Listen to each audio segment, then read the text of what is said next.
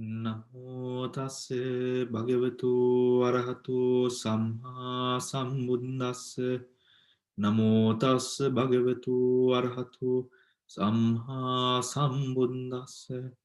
Namo tassa bhagavato arahato samma sambuddhassa.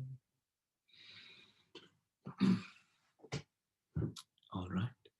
Exciting day today. We are going to start a new sutta. A new sutta out of the list that Mala put together with all of your recommendations. So this sutta I actually liked because I think it is also in part and parcel with the things that we are discussing with regards to within the Abhidhamma classes and even the meditation classes, of course. But there are so many other suttas that we'll be coming into. And also Sabbāsava Sutta is a classic, isn't it? With regards to the understanding of the influxes, the hindrances. So let's get down to it. I hope that you have the sutta in front of you. I hope that you do have the sutta in front of you. So let's turn or go down to the starting of the sutta.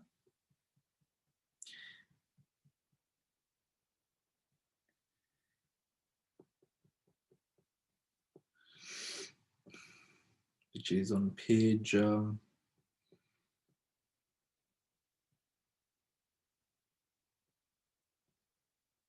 48. Page 4 to 8.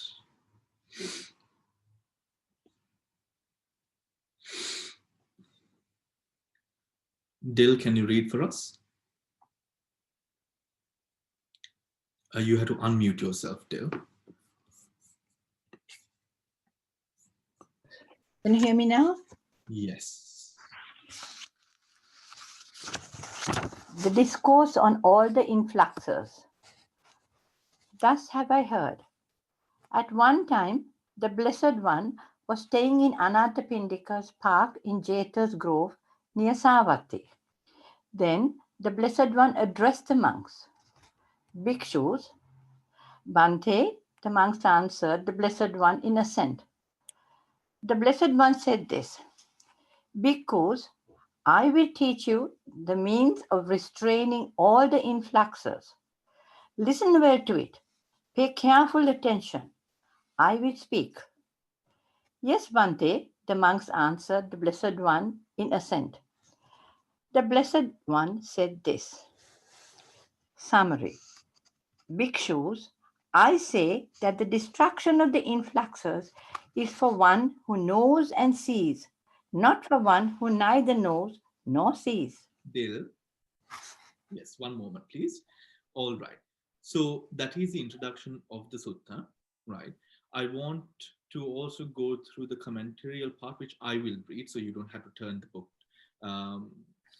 which is on the first page, right? The essence of the Sabbāsava Sutta.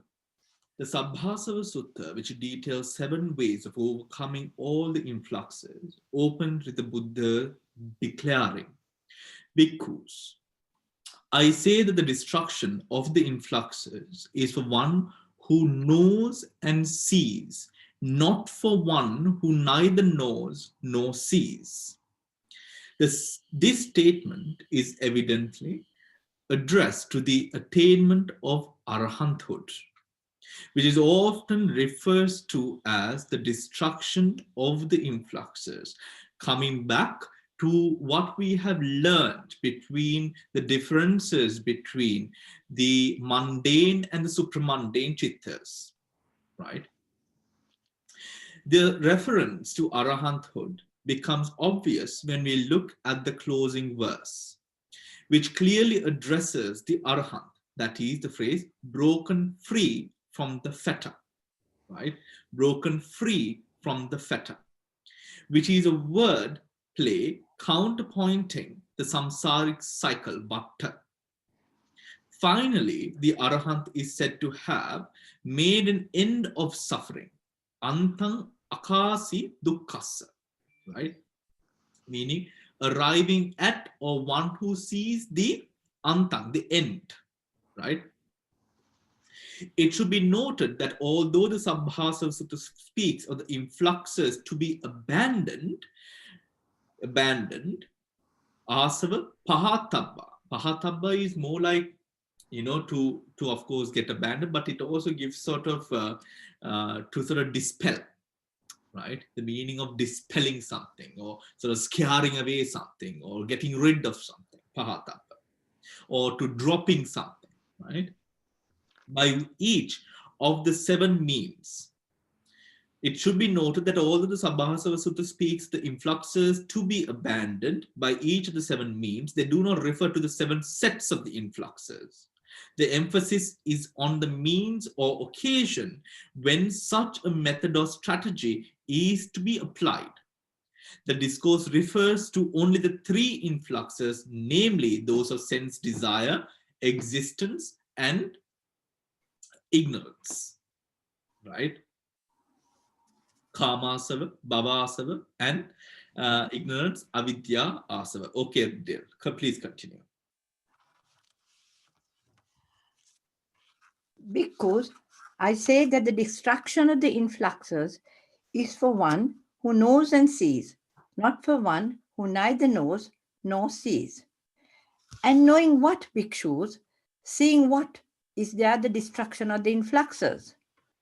There is wise attention, yoniso manasikara, and unwise attention, ayoniso manasikara. On account of unwise attention, bhikshus, unarisen influxes arise, and arisen influxes grow. On account of wise attention, bhikshus, unarisen influxes do not arise, and arisen influxes are abandoned. Right. All right. So this is an important point, right? Let me read it for you again.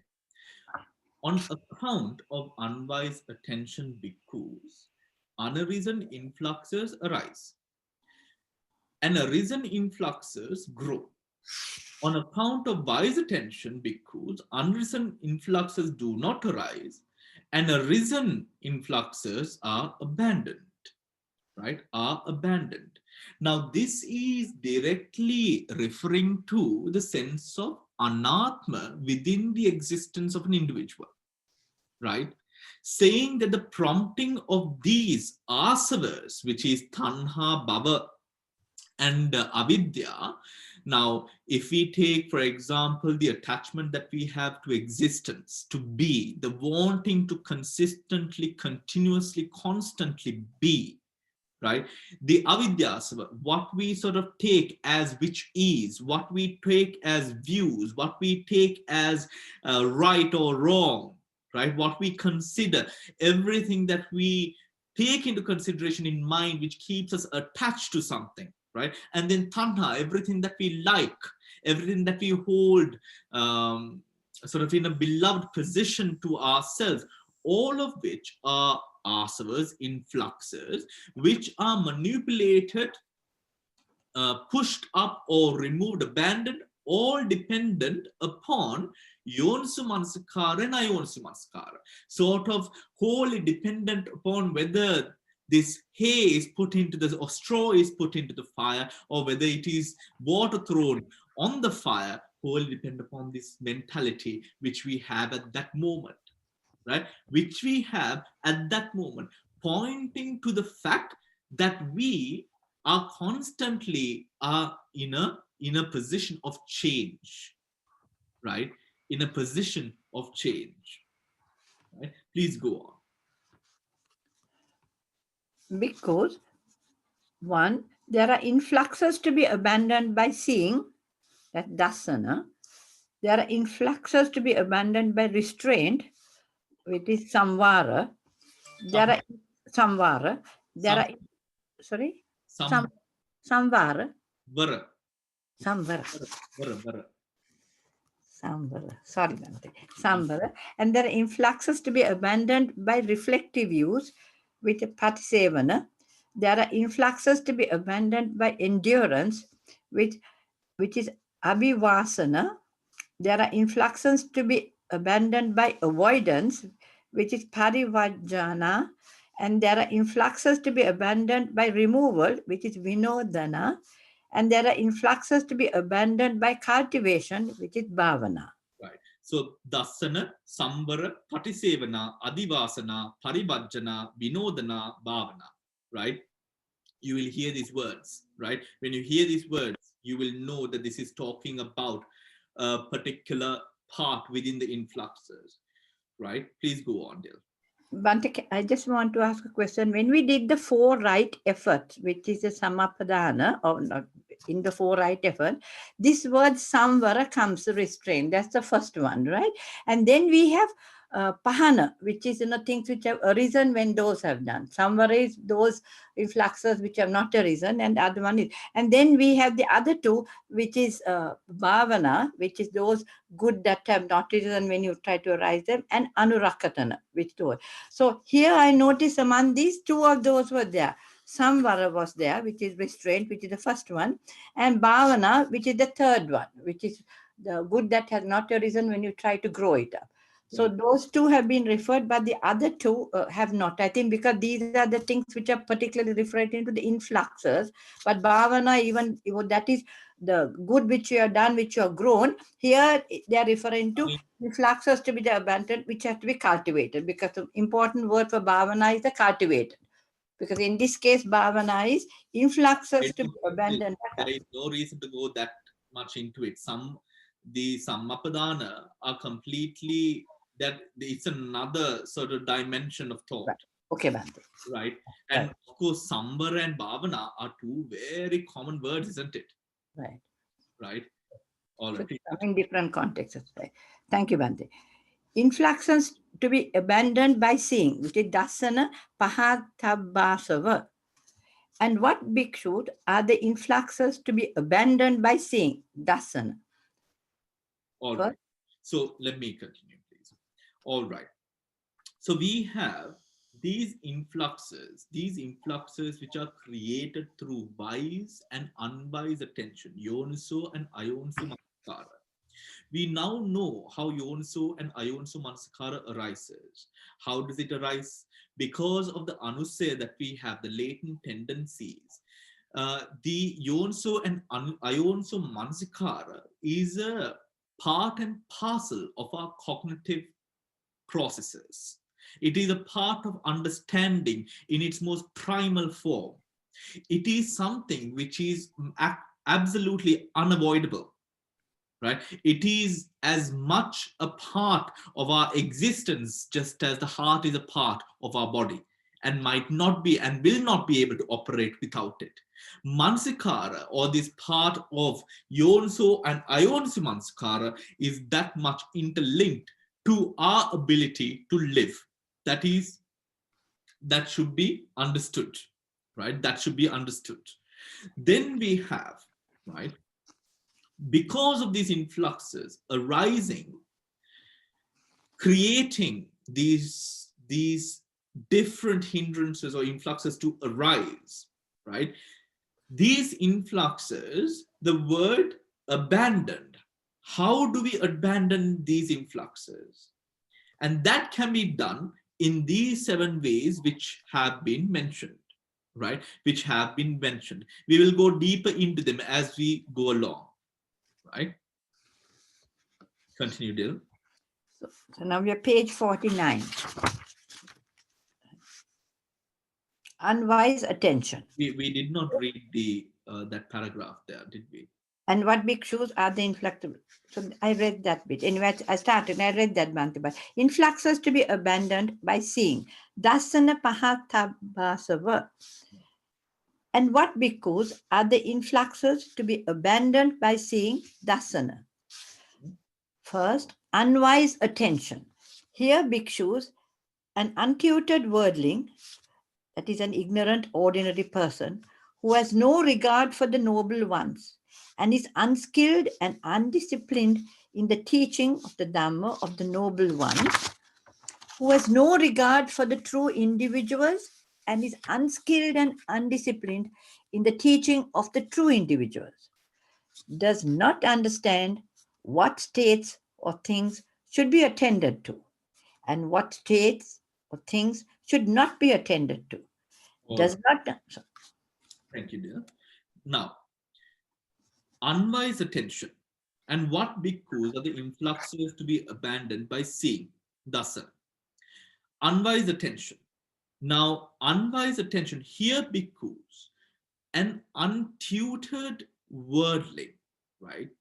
Untutored worldling, an ignorant ordinary person who has no regard for noble ones and is unskilled and undisciplined in the teaching of the noble ones, who has no regard for the true individuals and is unskilled and undisciplined in the teaching of the true individuals. Now, the word dasana here is referring to insight, right? Dhamma is that which creates or gives way to insight. Having no regard for Dhamma, what does that mean? We have to take the retrospect in this angle to understand what they're trying to point at. It's a fact of what is the other side. One will not, if one does not have attachment, or if one is not following the Dhamma, if one is not restrained or disciplined in the Dhamma, it is referring to then a person who is subjected to attachment toward everything which is sensual, everything which is in the world, going with the flow in the mundane aspect of things. When a person is within that stream and pattern of life, it would be a life not necessarily bad, right? Not necessarily bad, but it would be further and very distant from what the truth is. How many friends do we have personally who live in a different planet altogether? Many, isn't it? Right? We have many friends like that. They are completely engrossed in a different world, right? How many people do we know whose life begins and ends with a football match? Right? Back in the day when Sri Lanka had a good cricket team. People used to die out of heart attacks when the Sri Lankan team lost a match. Remember those days? Right. Now, in this, that is what is referred to here. It is not to say, it is not to sort of talk about or tell in a way, okay, those who do not believe or those who are not Buddhists will not be happy. No, that is not the angle here. This is referring to those who are not within Dhamma, means they are within something. And that something is something which fluctuates with the time, something which fluctuates with tanha, something which fluctuates with the ignorance of the world, that you are drawn and pulled further away from what true reality is. Right? From what true reality is. That is what is referred to here. Do you understand? Right? Now, Dil, I think I will continue, Dil. Right. Who has no regard for the true individuals and is unskilled and undisciplined in the teaching of true individuals, right? This is then to say, when one is unskilled and untrained in the Dhamma, the teaching of true individuals, the drop or the lack of values in that person's life, which allows a person to absorb, understand, to have also the emotional intelligence to understand what is within reality, what is within the time. This is all referring to insight, right? This is all referring to insight and that which creates insight. Look here, if you would take an animal, why can't an animal attain Nibbana?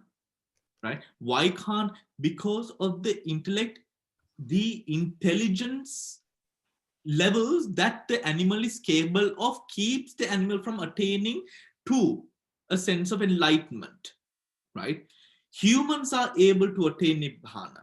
Why? Because we are able to, we have the proficiency, the ability, the capability to stop and observe.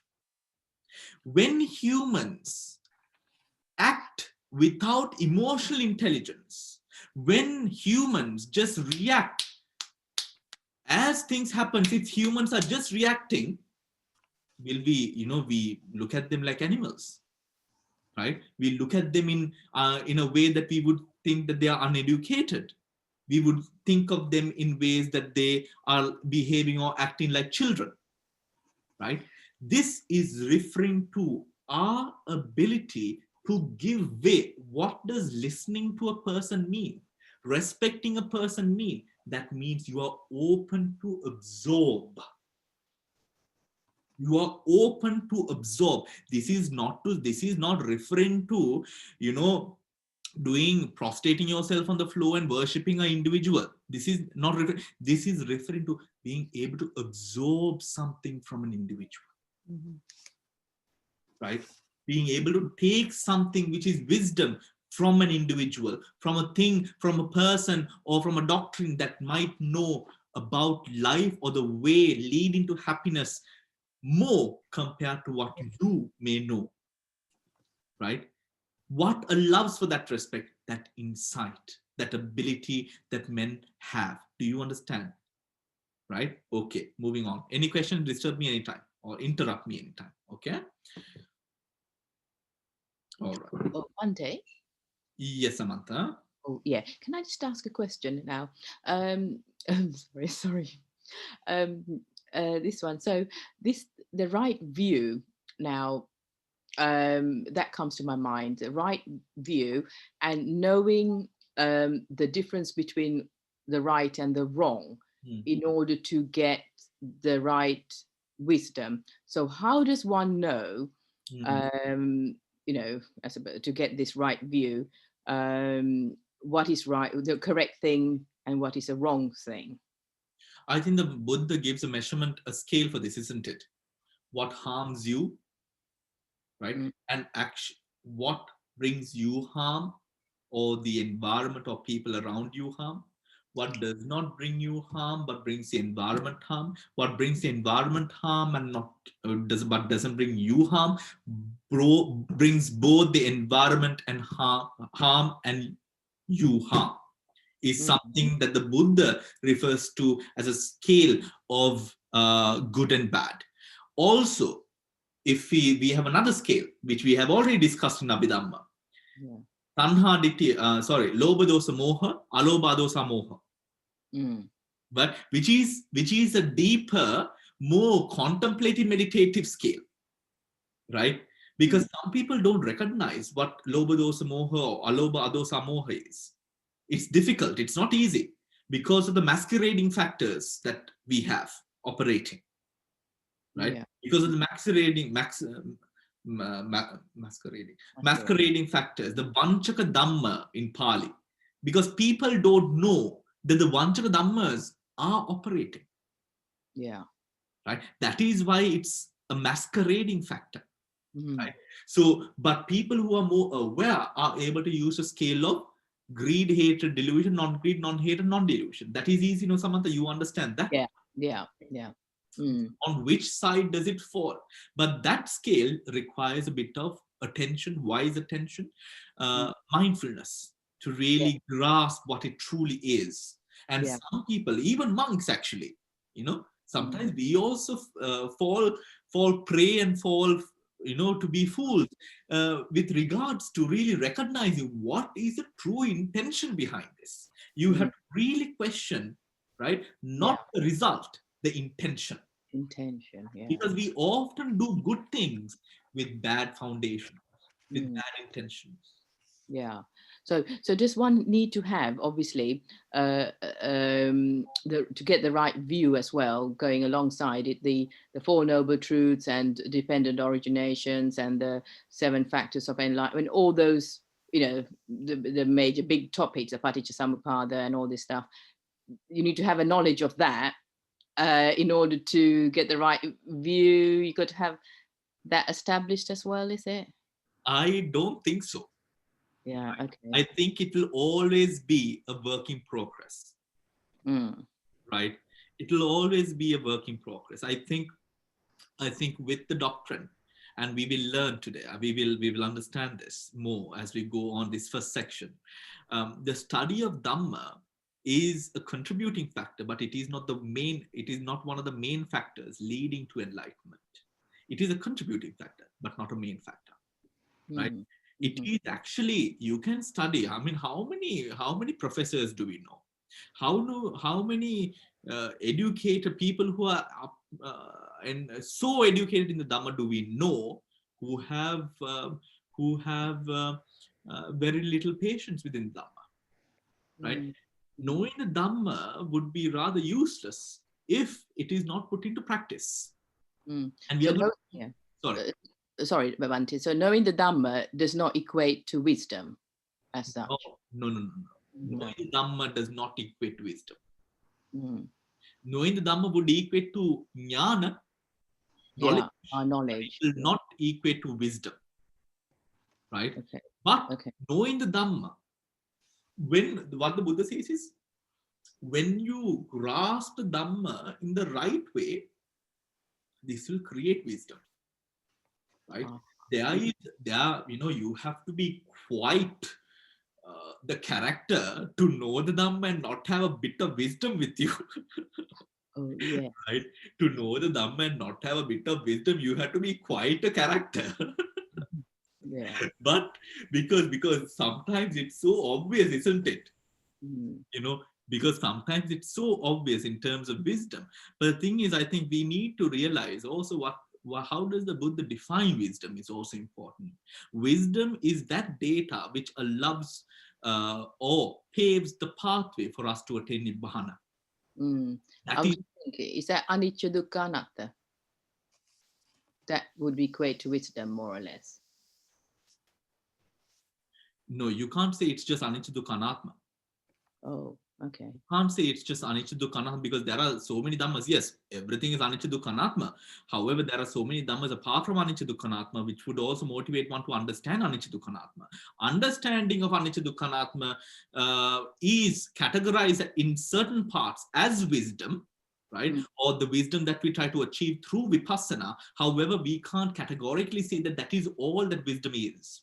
However, through that data, what we try to, or the science, the essence that we truly revisit again and again and again is, of course, anicca dukkha anatma. Yeah. Okay, thank you. So I would say, not all bhikkhus knew all of the Dhamma.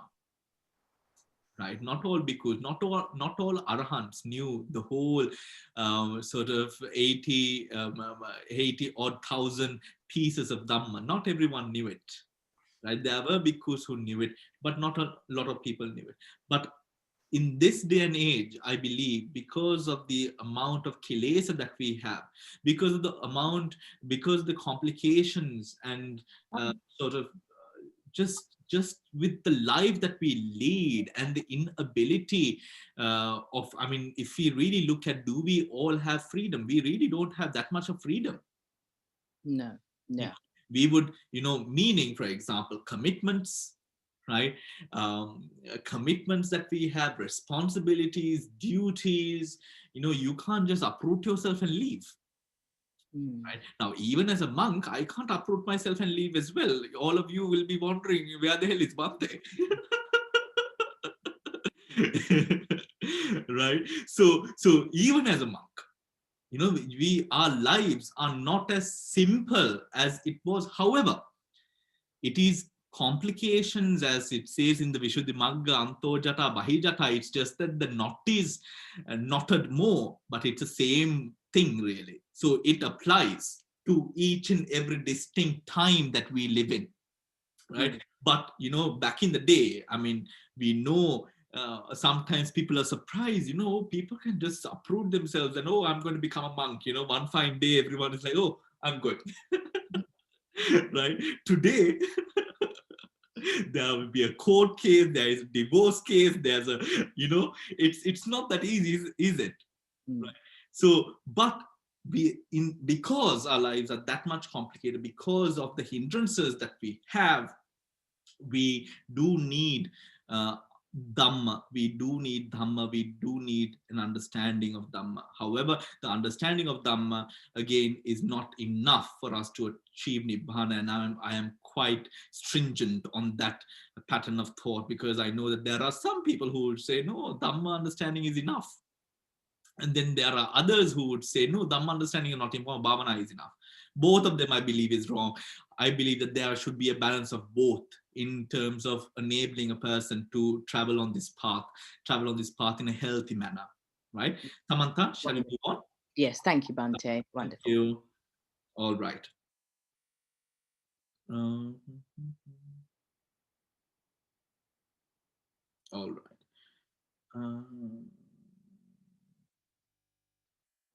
Here we are. All right. So then we have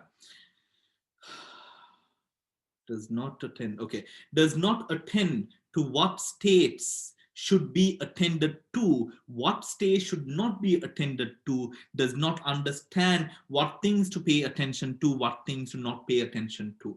Meaning, the focusers of mind, like a person who we would refer to as an ummattaka, take an ummattaka. Wow, who is a mad person?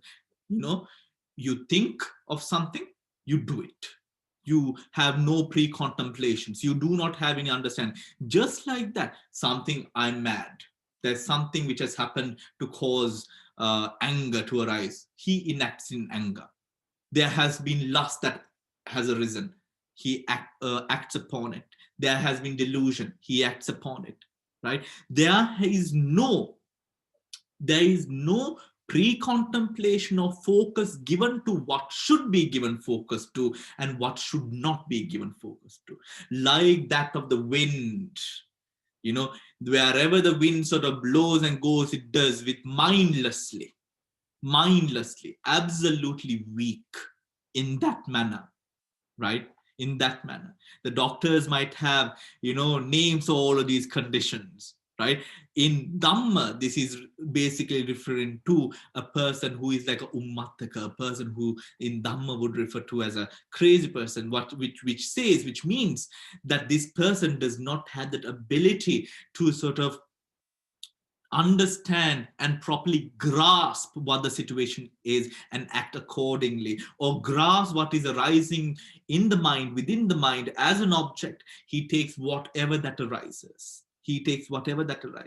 That is why even within ourselves, in the Dhamma discussions, in the meditations, we say, we talk, this happens to us as well. However, we talk about it in a very gentleman-like fashion, in a very posh-like fashion. Someone has died, right? You feel that it is your utmost duty to be sad and cry about it, right? If someone who is very close to you is undergoing something, we feel that it is not right for us to sort of be okay about it. In a way, we have culturally or most instinctually, we have allowed for this sort of emotions and influxes of emotions to happen, conduced by those of the world. The Buddha here is referring to that same thing. The world throws something at you and you react to it. You sort of show a ball to a dog and the dog starts jumping about, right? Similarly, the world shows you something and you start jumping about. It is referring to that kind of a mentality where you are now controlled by those objects that arise in the mind. Yeah? We understand that. All right. So, he attends to states that should not be attended to and does not attend to states that should not be attended to. 6. And what bhikkhus are the states that should not be attended to, but to which he attends? Bhikkhus there are those states that he attends to where the unarisen influx of sense desire arises, or the arisen influx of sense desire grows, where the unarisen influx of existence arises, or the arisen influx of existence grows, where the unarisen influx of ignorance arises, or the arisen influx of ignorance grows.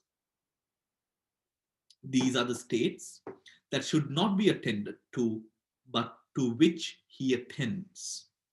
He should not be, but he attends to these. Now, this, okay, we'll go on to the next one and finish that one as well. These are the states, okay, 6.2. And what bhikkhus are the states that should not be attended to, but to which he does not attend?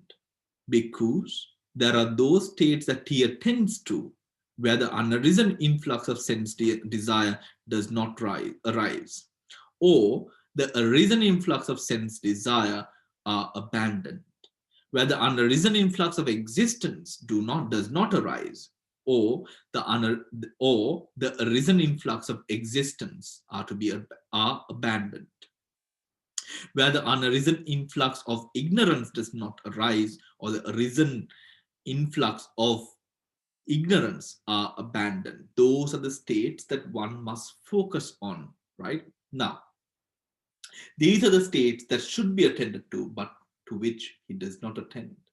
By attending to those states that he should not be attending to, and not attending to states that he should be attending to, unarisen influxes arise and arisen influxes grow. Let's talk about this. Now, when we talk about that we should not be done, but is done, and what should be done, but which is not done, here the Buddha is referring to within the sutta about us focusing on the first section, focusing on parts which we should not be focusing on, but rather we are. What is this word should, right? What is this word should? Should. What should you be doing? You know, who is negating the should? This is an important part of the sutta, right? Especially within this section. Should. Who is saying should, right? Ourselves. This is talking about, they have also underlined, should not be attended to. This should not be attended to, right, is spoken of by or in line with what it takes to attain Nibbana. That should be made clear. For that person, individual who wants to attain Nibbana, he should not be doing this, however, he should. Then what creates or what draws one away from Nibbana, right?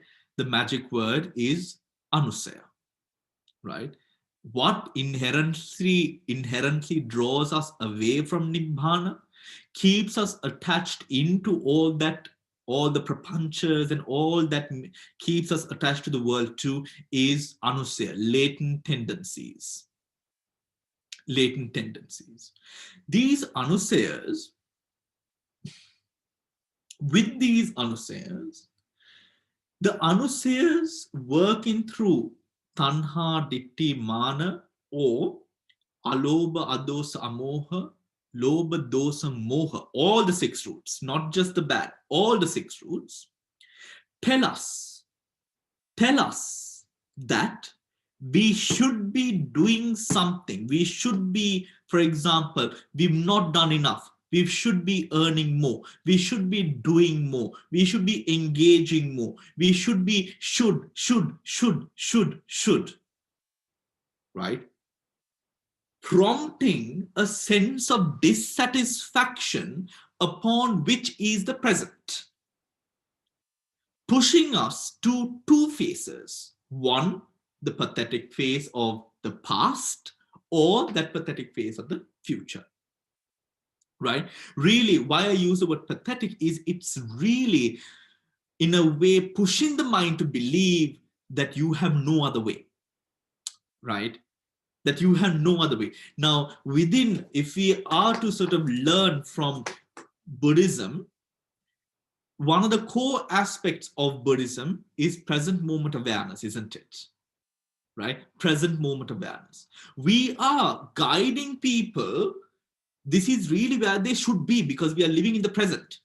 However, the anusayas that we have inherently do not allow us to be within the present. It is too much of a difficult task. It either pushes us back to the past or to the future, making us live in those dimensions, which always then confuses our priorities of life, which always confuses our priorities of life. For example, if we take the way the world is molded, let's take marketing, advertising, right? Which often says, if you have this product, your life is going to be so much more amazing, right? If you allow this to be, this is going to be what your life is going to become, right?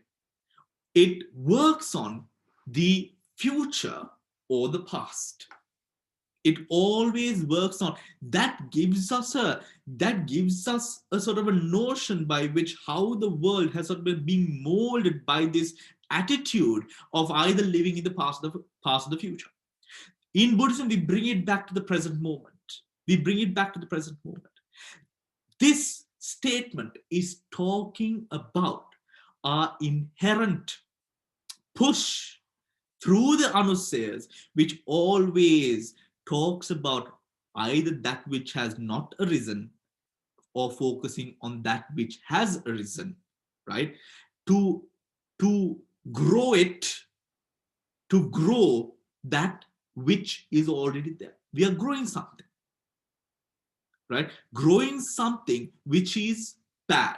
Growing something, but we do not know that it is bad. We think that these are the things that fulfills or brings that sense of fulfillment into our lives through whatever which is, right? It is like that inherent need, even having suffering in one's life is better than not having anything at all. It's difficult to have happiness, so let's suffer together. That should be the motto of most temples, let's suffer together.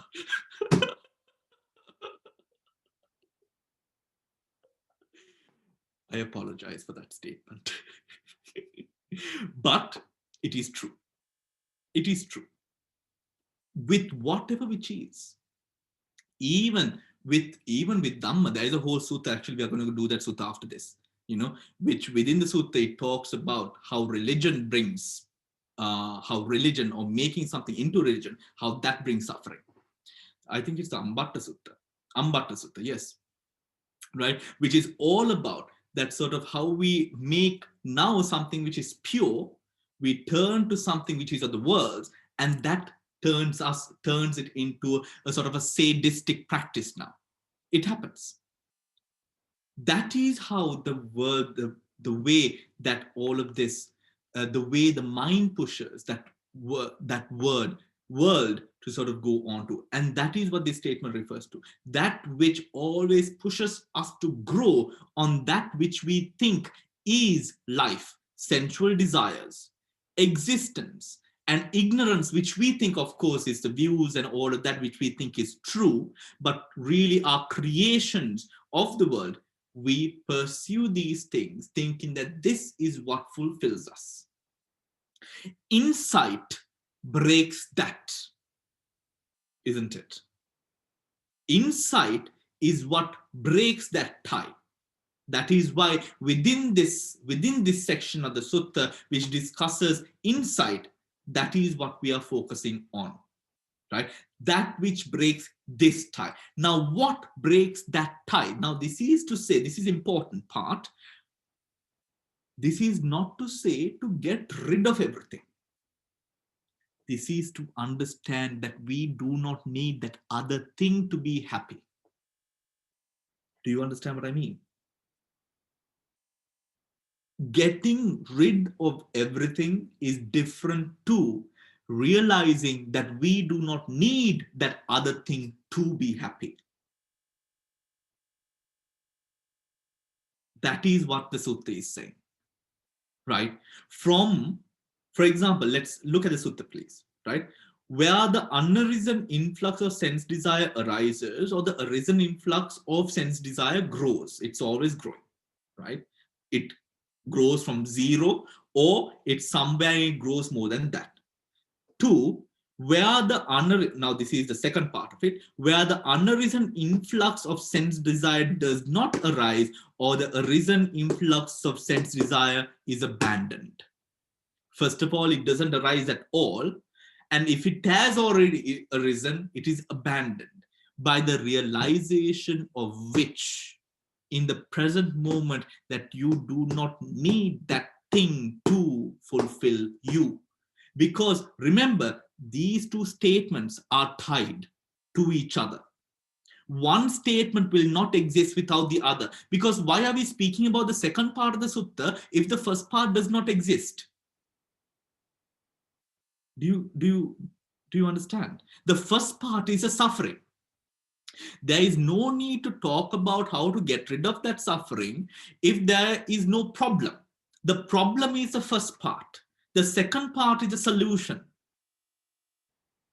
The second part is the solution. The solution is necessary, but this solution is not to get rid of your belongings. It's not in a position where you have to now do something again. It is in the position of not doing, not creating. In the understanding that that creation is unnecessary for the being. And in that moment of being, one is able to be happy, fulfilled, in a sense of content, in a sense of well-being, where one requires no other thing at that moment. Or else everything is to or is being pushed into being. Now, becoming is the proper word. Becoming more, something else, something different, something higher, right? In meditation, don't we do the same thing? In the instructions that we have received, that we have been taught, isn't this element of letting go? We use this word of letting go, but this word of letting go, how do we imagine letting go? Let's think about that. And you're most welcome, and you're most welcome to ask me questions after this, please. When we use the word letting go, how is it done? Let's think about how we would let go of a consciousness, a sensation, a bodily feeling, right? Something that arises during our meditation. We let it be, right? We are not really taking it from somewhere and putting it somewhere. We discontinue the engagement with that specific part, or Vedana, sensation, consciousness, right? You're thinking about last night's wonderful dinner, right? And now you have gained awareness that you have drifted away from the object.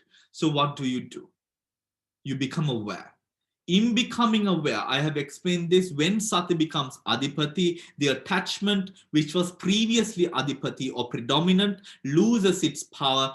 Present moment becomes adipati, sati becomes adipati or predominant. So when sati becomes predominant, it is not really pushing something away. Something has grown powerful, which is the sati over the present moment. Right? So letting go in that way is that position where you are able to be in this present moment. Not in that imaginary world or not engage within a sensation of the past, or sensation which is not worth it, or a sensation that you cannot control. You are in the present moment, in that moment of awareness and sati. Is that understood? Any questions? Yeah, Shriyani.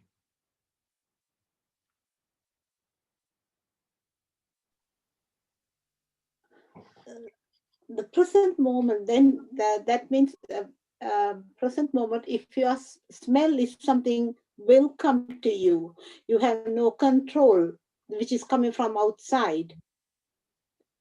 In the present moment, when you are in a meditative state, how do you manage that? Yes, yes. The engagement again. That's a very good question. That's a very good question, Shriyani. Thank you for asking that. Something that you can't control, it's there. Also, similarly, a sound, right? Similarly, a sound, something which is nice to hear, but a smell is almost, it's a little bit more intimate in a way, because you can really taste, if the smell is something which is good, you can almost taste it. Right? According, if it is something that you like, you can almost taste it. It is so tantalizing, right? How do you not, then in that scenario and case, how do you not engage with it? Again, in that moment, the engagement of the mind towards that specific sensation of smell or sound, right? What we do is, because it is there, but what do? We guide our attention, right? We guide our attention from this to say that something else is more important, and in that importance something receives predominance. That predominance is sati at that moment. And then even the smell you do not react with, or for some it disappears completely, because sati becomes predominant, right? Because sati becomes in a jhana, absorption, the smell is there. The smell is there. However, however, because sati is predominant, right? Samantha says, does like or dislike kick in? If sati is predominant, like and dislike does not kick in. Why? Because your focus is not on the smell, it's on sati. Right? It's on sati. So really, because you're not really getting rid of anything, you are getting rid of the reaction you have to that object. Why? By placing another object more superior. What is that? No, not more superior, but engaging with another object, or to a mental state in a higher way, that is sati becoming predominant, the predominant factor of that moment of mentality. Right? So, for example, you are living to get something, it is something, it is a want, it is not a need, right? You absolutely want it, but at one moment, you just take a step back and you realize, oh, do I actually need that? Right? Do I actually need it? Right? Do I actually need it? And in that questioning, we realize we probably don't. Right? We probably don't. And this is, Shriyani, in our meeting, we focus freezing the thoughts. So this is the same thing, where you are then, in Buddhism, the freezing the thought would be awareness. Higher awareness towards that object to realize, oh, I didn't really need this. So it is really a shift. It is really a shift. Yeah? Any questions? Any further questions anyone has? Was that clear, Shriyani? Yes, Bhante, thank you. Yeah? Yeah. Because in trying to identify, because I think the traditional thing that, I'm feeling like, when if I was to ask a person to explain this to me, the usual explanation would be contemplate the impermanent suffering and non-self within the smell, which seems like a hell of a lot of work. But really, if we really think about it, in practical terms, you don't have to do all of that. You just have to shift it. But to shift it, of course, that is where the knowledge of Dhamma comes into play, right?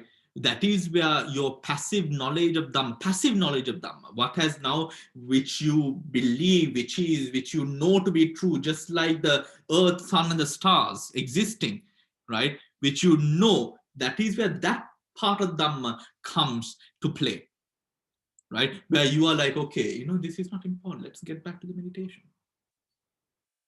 right? Yes, Samantha. Sorry, Bante, to disturb you again. All the- But I was just thinking now, when you said this thing about the sati comes into play when you have a smell. So, but I thought the five aggregates, at contact, you have the Vedana kicks in quickly. And then it prapanchas, onto the sanya, sankhara, and all this other stuff. So you have to then quickly, if your sati is there, you have to catch it at that Vedana stage if you can, and then apply your sampajana and your ayoni manasikara, and then do all that, isn't it? Sorry. And then to help you not let go, but accept the situation, not react to it, basically, and create more sankharas. I mean, that's what we're trying to do, isn't it? This is, A bit hard work, yes. I thought this seems too complicated than it really is. Yeah, but I'm just really, Samantha, you don't have to do all of that. Oh. You really don't have to do all of that. Just imagine when a smell comes, if you're going into Sampajanya and, oh my gosh, it is like you're going to cook a whole buffet just for lunch, for a normal lunch, which is really unnecessary. Right? Let go. In a normal person's world. I would say, what I would say to that, Samantha, is sometimes, this is the control freak inside of each and every one of us. Right? This is really the control freak in each and every one of us. Stop trying to control the meditation to that extent, right? Let it be. Focus on just one part. What is that one part? Which is the awareness. Remember also, just as you said, awareness, sati, would exist in each and every Vedana. It would exist in each and every moment, isn't it? However, this moment, this sati that we are talking about becoming predominant within that specific moment, within meditation is samma sati, which is different, which is sati, which is a sati chetasika, but we call it samma sati because now this sati loves for insight. The other sati does not love. The other sati is more like anything which comes, I will take. Right? The samma sati is more of insight, wisdom based, which allows for the getting rid of the hindrances, right? So usually when we are not meditating, we need a lot of things, but when we do start meditating, we don't need that much of things anymore, right? Why? The samma sati is in work. It is really, it knows you don't even have to push yourself into motivating or stopping yourself from getting something, because inherently you know the things that you want and you do not want, right? It has a greater sense of awareness. It has a greater sense of what you really need, right? And the things that you're using as a distraction for yourself, right? What you're using as a distraction. I think it was the chairwoman of Vogue in India. She spoke about a retail cleanse, You know Vogue, yeah, the Vogue magazine, of course you do. So she spoke about the importance of a retail cleanse, where we love that, where we go on a detox of sorts with regards to even fashion, which allows us to really have a sense of a sense of a sense of higher worth towards what we do wear, or when we do buy something which is new, right? The happiness that we sort of then would be able to gain through purchasing something, right? And not just allowing yourself to purchase everything that you can just because you can earn it, but having that sense of discipline. Because at the end of the day, uh, that taking away that choice and giving you the ability to have everything that you require now takes a challenge away. And usually when things are not challenging, the the happiness that we derive from it is also very, very less. So just imagine the happiness that you would derive from something as challenging as meditation, because the challenge is so great. Because the challenge is so great, right? So Samantha, I hope I've answered your Yes, question. yes. Well, thank you, Bante. Very good. All right, let us move on. Let us move on. Any other questions, anyone? Right. Yes, Padma, do you have something to say? No? Okay. Now, the 16 doubts. He unwisely attends in this way, right? In this way. Was I in the past? Was I not in the past? What was I in the past? How was I in the past? Having been, what did I become? Did I become what in the past? What was I before I became that in the past? Will I be in the future? Am I not in the future? What will I be in the future? How will I be in the future? Having been what will I, having been what will I become what in the future? Or else right now he inwardly has doubts about the present. Thus, am I? Am I not? What am I? Right?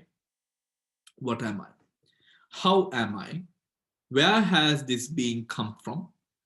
Where will it go?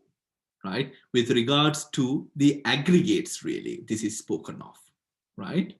This is spoken of with regards to the aggregate. Let's finish the other part as well. The 6 self-views.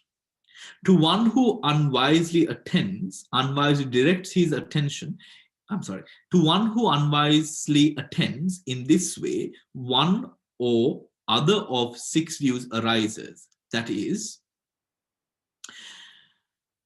the view a self exists for me arises as true and real for him. The view I perceive a self with, the view no self exists for me arises and true and real for him. The view I perceive a self with a self arises as true and real for him. The view I perceive non-self with a self arises as true and real for him. The view I perceive a self with non-self arises as true and real for him. Oh, so beautiful, I think. You know, when you really put into, you know, this is really how we think in each and every moment, right? Yes. And oh, not finished yet. Okay. Or else he has such a view as this. It is this self of mine that speaks. And now, here, and now, here, now, there feels karmic results, both good and bad. But this self of mine is permanent, everlasting, eternal, not subject to change. It will endure forever. This holding on to views, bhikkhus, is called the wilderness of views, a twisting of views, a wiggling of views, a fetter of views. Now, we have been taught, we have literally, our mouths have been opened and we have been spooned the nature of impermanence down our throats. To that extent, we have read sutras, listened to teachings, prompting about the arising and the dissolution of the mind and the body, right? On the mind and the body. However, as we do look at the Dhamma and through the lens of the Dhamma, we find that even whilst knowing this arising and passing away, we do, in a way, look at this arising and passing away, this process which has been named as impermanent, or impermanent process of life and death and samsara and the wheel of life and all of these words which are used. Still, we see this process as me continuing life and death, life and death, life and death. Yes, I'm different, but still it's me going, you see. That sense of clinging to know that it is to that extent that we cling and attach to the being. We are even within the Dhamma, we are taught again and again. Now, how many times have I told you about this? How many times have you heard about this from other teachers? How many times have you read about it? How many times have you sort of seen and listened to this, being spoken of? How still we look at the self, even in this crumbling course of impermanent suffering and non-self, which we know, like the air molecules and particles within a material structure, yet we see a sense of self in that, don't we? Right? In that arising and passing away. In that this is what that is speaking. This is what the sutta is now speaking about. That level of self. What was I in the past? Even when we consider in our minds through linguistics, the language that we use to communicate and understand what we are trying to think, or the conclusions that we try to arrive in, it is I who arrives at a conclusion. It is I who is meditating. It is I who is thinking. It is always this I factor. This is almost impossible to work without. I mean, think about how our minds work, isn't it? It is so deeply entrenched into sort of, buried deep into our mind that it is almost impossible, it feels like, to have a conversation without the words instigating self. Be it me, myself, I, we, whatever it is that you would use. It is almost impossible, it feels like, to arrive at a contemplation or a base of understanding without this notion of I being there. Now, I want you to, when you're thinking about it, connect with your meditation, right? When you are observing the breath, beginners, we don't say anything to the beginners, because you have to sort of catch hold of some part of the meditation. So we start with, you being aware of the breath, you being aware of the breath. However, through the breath, what we try to arrive at is that there is no you who is observing that said breath. Then we arrive at a position, we are talking with regard to Anapana, then we arrive at a position where the breath disappears. Why? Because momentarily, that I which was observing the breath has now disappeared momentarily, but only to a certain extent. The observer's perspective has now changed. We've spoken about this. From an external like observer observing the sensation, through the sensation, the breath, now the observer is now within the breath, so it feels as if you have no breath. However, we realize, oh, I don't feel anything. Oh, everything disappeared. Oh, where am I? Instigating that I again. Instigating that I again from somewhere. It pulls, that might have been the first time that we experience that experience through meditation. However, the I kicks in so fast that you become comfortable in that place to also now again pull out an I from somewhere. To say, this is the experience I am having at this moment. That is what this 16 doubts are talking about, right? That is what these 16 doubts are talking about. The way that we approach this subject through the I consciousness. The I aspect, the aspect of ego, the aspect of being, the aspect of Atma, self, right? Where we bring in the self is always compared, even in this, it is compared to past, future, and the present. Past, future, because that memory of past, future, and present is all that we have to call ours, right? It seems, and it is, the only thing that connects the past, the future, and the present is that memory that we have to say that this is mine, this is who I am, this is what I do, this is what I like, this is what I don't like. And in that moment of observation, what we try to break through is to come into a point of arrival where we are able to see beyond that scam, where we are able to see beyond that petty understanding of believing yet again that I exist, but really understanding cause and effect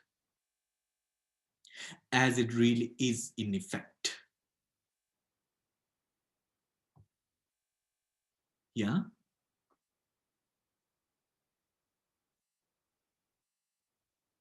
You seem a bit like...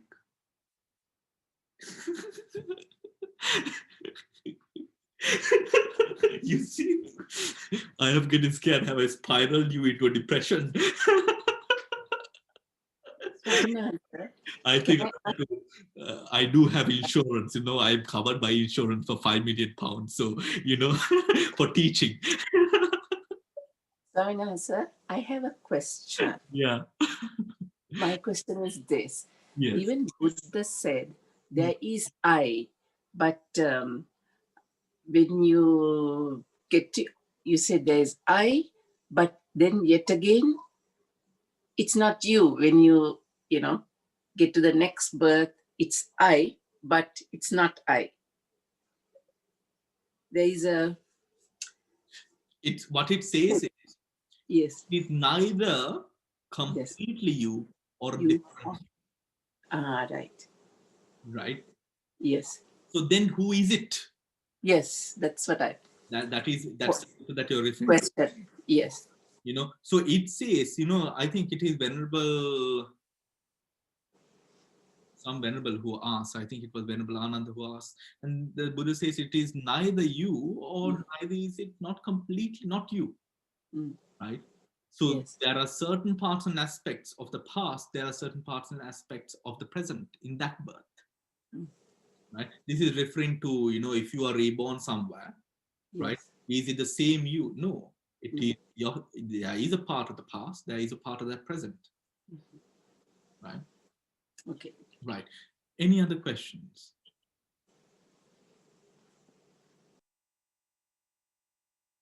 Yeah. I'm hoping then, of course, that point is understood. I think we've gone through these doubts previously in the Brahmajala Sutta, as I remember. We went through these doubts, right? And I think it is very personal to all of us. Of course, it is very personal. The good fortune that we have is we are able to understand that it is personal and intimate to us. For some, this will just go just above, just go above their heads. Like, what the hell is this? But we are able to really, in a way, sort of understand. Oh, yeah.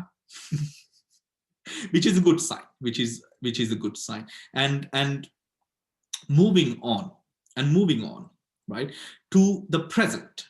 Or else right now he inwardly has doubts about the present. Now, what is the present? The present is that those 5 aggregates which are of that moment, right? Those 5 aggregates which are of that moment. Shriyani? One thing, is there this is something bothering me to know about. Is there a thing called physical memory? Yes, there is. But where did you hear that, Shriyani? This is, I was listening to a talk with Satguru. He was talking about we can remember because we have the mental memory, but the physical memory we do not remember. Mm-hmm. So I was wondering, then he was talking about the connecting the science and the Buddhism together, bringing the what do you call how the physical memory being passed down through the 2 parents. Mm-hmm. And that's what I was wondering. I wanted to ask you about the physical memory and the mental memory. They are 2 things, isn't it? Mm. They are. Is that the genes? Genes. That's right. Yes. Yeah. The physical memory that we have, or that we can speak about through the Abhidhamma, is connected to the mind, but triggered through the body, right? Connected to the mind, triggered through the body. Things like the genes, which we then apply to Kammajarupa, Chittadarupa, right? Which we connect to those materials that arise dependent upon different other Utuja Rupa and Aharaja Rupa, which is the rupas or the materiality that is born because of the mind, the materials that are born because of Ahara, Chitta, food, the rupas that are born because of the mind, Kamma, and because of Utu, the temperature, the weather, right?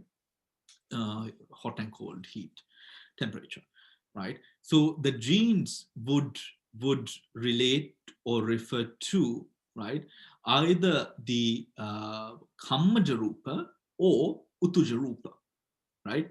Utujarupa because Kamma, yes, Kamma and Utujarupa. Utujarupa, this is the deep part of Abhidhamma. Utujarupa, how do we Utu is, for those of you who do not know, temperature. Utujarupa, how it comes through, is the maintenance of those genes that comes through the parents into the child, maintained by the temperature, right? Maintained by the temperature. Now, this goes into rebirth, the processes of rebirth. Now, for example, the fertilization process can happen, but although the fertilization process happens, does not mean that there is specifically a consciousness within it at that moment of it happening, right? Usually there are processes, or the consciousness would arise within the embryo maybe weeks after the fertilization process occurs. Up until this fertilization, the chitta the chitta arises, and because of the chitta, the kammaja rupas carry on the function of fertility. Up until this moment, what maintains this fertility, or this fertilization process where the egg and the sperm unites and sort of that fertility process happens, that is maintained through the utu, the temperature, right? The temperature.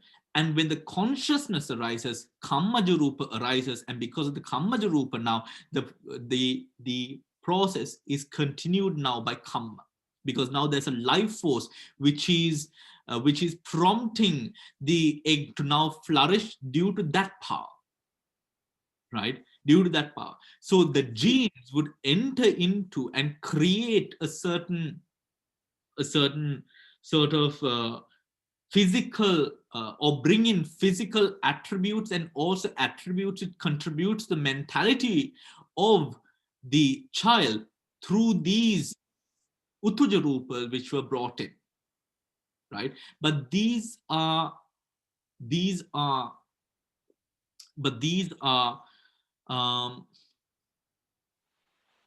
is not what in Buddhism we would refer to as physical memory, really, right? Physical memory within Buddhism would really be those, we could easily call them habits that are triggered through physical intimation, right? That is what we would refer to as physical memory, right? How certain feelings could trigger certain thoughts or ways of behavior or emotion, right? Not the genetic part of it. Yeah? Yeah, okay. That is that is a physical memory that we have, or we can sort of connect. Damse, do you have anything to comment on that?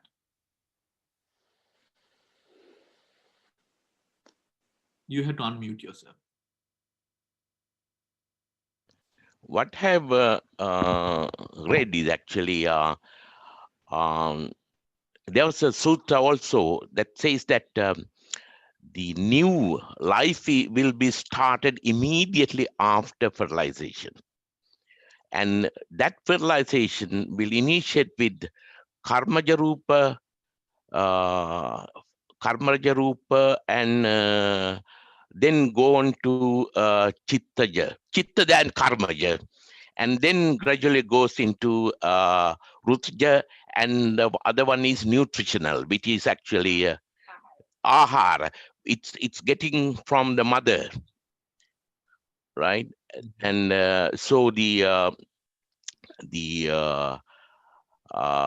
whatever the information you get from mother is there'll be no actually information directly transferred from mother to the newborn person, but everything through the karmaja, right?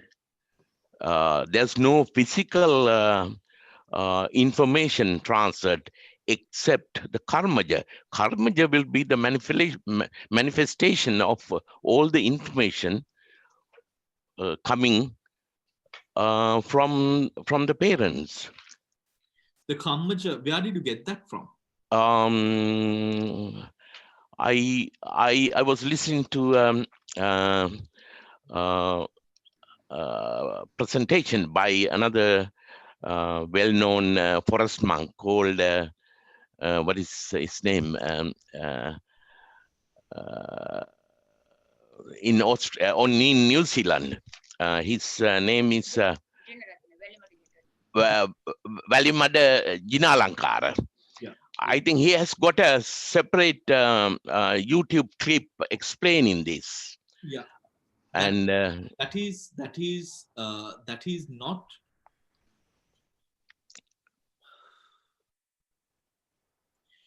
when we talk about kammaja, right? First of all, kammaja rupa. Now, for example, let's say, for the sake of an example, if I am to have a child, right?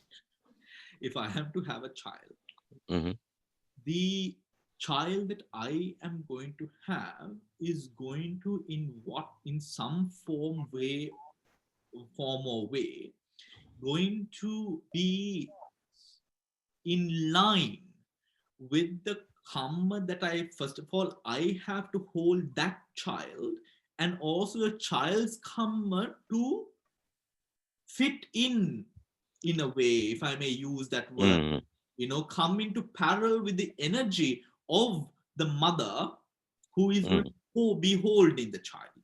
Okay. Right? So the Kammaja Rupa, first of all, does not arise from the mother. No, yeah, that's right. Yeah. Kammaja Rupa, the energy of the Kammaja Rupa is going to be in line with, of course, the child's karma, which is going to match in some way, form the energy of the mother. Yeah. A place that this does not happen is the Buddha. Where the Buddha is able to, no one is really capable, no one is really, I mean, if we are to measure that amount of energy, no one is really sort of born to sort of do that. However, through the Buddha's teaching, through the Bodhisattva's practice, the Bodhisattva is able to choose someone who is able to do the task. Right? That's the only consideration that we know, where someone is actually able to choose where the person exactly is born, exactly is born into. We can choose where we are born into, but not exactly. All right. Okay. Yeah. Right? How can we choose? I think it's the fourth sutta in the Majjhima Nikaya, through equaling the sati, dhyana, chaga, panya, right? Of that place or person we want to be born within. Right? And supporting that need through the practice. Right? But the Kammaja Rupas and all of that, so then Damsiri, in that case, I mean, if you agree on the fact that the karma is of the child, then of course that plays out. But however there is a present, there would be some sort of effect, clearly, where we have a sort of effect of the mother and the father's genes, because it is specifically spoken of in no part of time, at any part of time, we are never the same person. Yes. Right. Bhante, this is another one also, because when a child is born, the first color or the first ovary or the fertilized egg, with the karmaja, you get some sort of influence, because that will define you in your future. If you are born to a rich person, then you are going to be a comfortable life, right? If you are born into a poor person, right, then you are going to be a hardworking person. So one's karmaja actually has got certain amount of influence coming from the social state of your parents also. So that's the resultant or the karma vipaka of you, actually. Yes. When you, no doubt about that. So that is because you are fitting to that position, that you are there because of your karma. Yeah, that's right. Because of your karma. And that determination, but the thing is this also should be understood. The like predominance, like we have, for example, predominance. Now, for example, we do something, right? Let's say I am very passionate, and because the passion that I have gets the best of me, sometimes I may say or do something which is not really looked well upon. Let's say that, right? Now let's take that example. The focus is somewhere, right? But because of that focus, that level of focus, everything else seemed irrelevant. Yeah. Mm. There is an effect of karma in that kind of way as well. Mhm. You know what I mean? Yeah, yeah. You know, where something, right? Where something, now that is where the Buddha says, now in the perfections categorically come in 10, right? Mhm. You can practice one perfection does not mean that if we are to say that perfected person, the perfected person does not arise from one perfection, he arises from 10. Mhm. Right? The Buddha as a Bodhisattva goes through 10 types of perfections, Mhm. right? That is for the sense of fulfillment. That is where now the person's focus being in one area or category has ample and more than enough of one specific quality, but lacks the other. Mhm. Right? Yeah, That yeah. also must be, because then we can't say, oh, that person was born into a poor family because of bad karma, right? Maybe yes. How many? You know, the most. Yeah. How many? For example, I mean, if you take a lot of the Renuka and Chandavimala Hamdaro, many of these eminent monks were born into poor families. Oh yes, yeah, yeah. You know, but the level of service that they have done is immense. Yeah. Right? Now you see, that might be because parami wise, perfection wise, they have focused on a certain part of their life and they have disregarded the other parts. You know what I mean? Yeah. You know, But on the other hand, the the other possibility is also there, yeah, yeah. right? On on on the other hand, if Renuka Chandravimala, he was born into a rich family, he would have been a doctor or a medical person or an engineer or something like that. So the whole opportunity. Apparently, you know, Renuka Chandavimala Hadru was a very lazy person. So So no, I mean, but it's just actually no, there's a joke actually. I saw it in the computer. yeah. Yeah, yeah, I mean, so much better that he didn't, wasn't it? Because we yeah, have. yeah, yeah, yeah. But you know, Renuka Soyanasa was an absolutely lazy person. Oh, right, yeah, He was. I'm not yeah, just making a joke of it. yeah, You know, and apparently, I mean, we see him as such a beacon of wisdom and you know, yeah, amazing wisdom. However, in the academy that he studied in Burma, you know, he used to get punished all the time because he could never get up in the morning. yeah, And he was the laziest in the whole batch. yeah, yeah, yeah, Apparently, you know, he says about it in an interview that he does, yeah, yeah, that he did. yeah, yeah, But but just imagine if he really focused, you know, and yeah, but yeah, he's an absolute yeah. absolutely beyond. So anyways, all right, so it's past time, 8:40.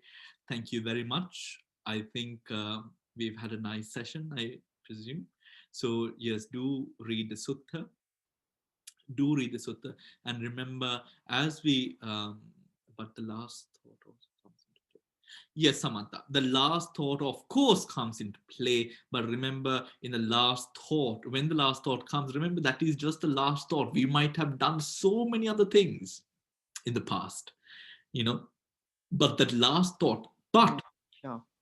although the last thought comes into play, remember that last thought, just like the genes in the body, carries all those memories and qualities as well, right? So although we might see it as, we might be able to classify it as, okay, this is the chitta, these are the chetasikas that follow, those chetasikas are a unique mix of ingredients, has a unique I'm sorry, not a mix of ingredients, levels, you know, which creates that sense of uniqueness within the life that he is born into, or the mind that he has in that time, at that time, And then, of course, what they get from whatever support that they get from the mothers and the fathers, the mother and the father. Right? So there are all of these things, really, right? So this would be a good way to say, you know, when we like to blame our parents for all the things that we did not have, this is a good thing to remind ourselves. Right? Yeah. All right. So I will see you all on Saturday. Take care. Have a good have a good rest of the week, and I will see you on Saturday. All the best, and read the sutta. Right? Bye bye. Good night. Thank you, Bante. Kiran Sanai.